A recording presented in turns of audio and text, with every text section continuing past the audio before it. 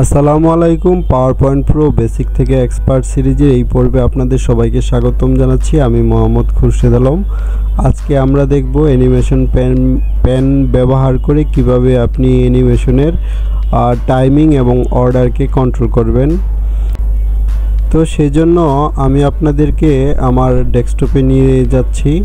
আমি একটা blank presentation নিয়ে রেখেছি। তো এটাকে ফরম্যাট ব্যাকগ্রাউন্ড করব। এখান থেকে picture and texture fill from file desktop থেকে একটা ব্যাকগ্রাউন্ড ইনসার্ট করব।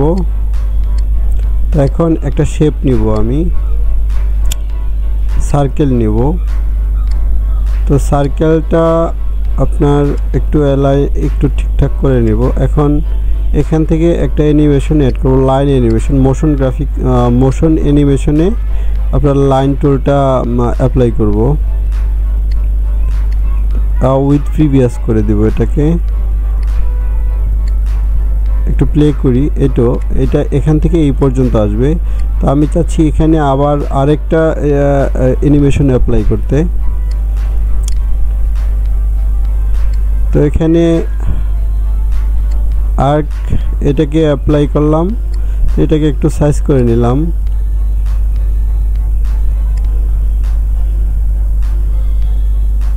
এটা এখান থেকে এই পর্যন্ত আসবে। এটা হবে আফটার প্রিভিয়াস।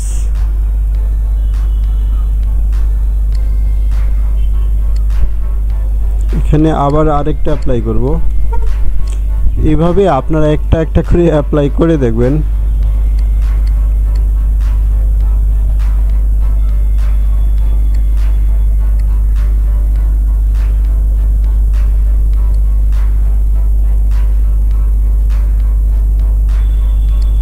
এটাকে আফটার প্রিভিয়াস করে দিব।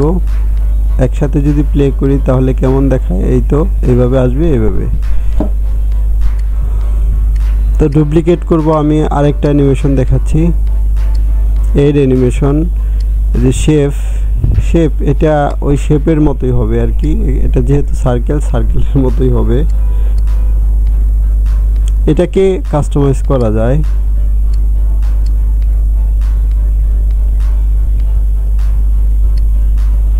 ডুপ্লিকেট করব, এটাকে নান করে দেব।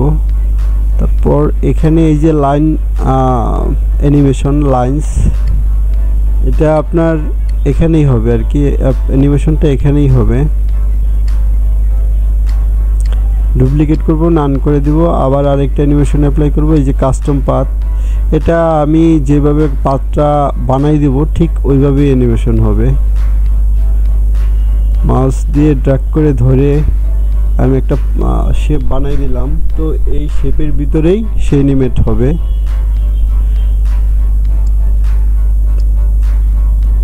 এই তো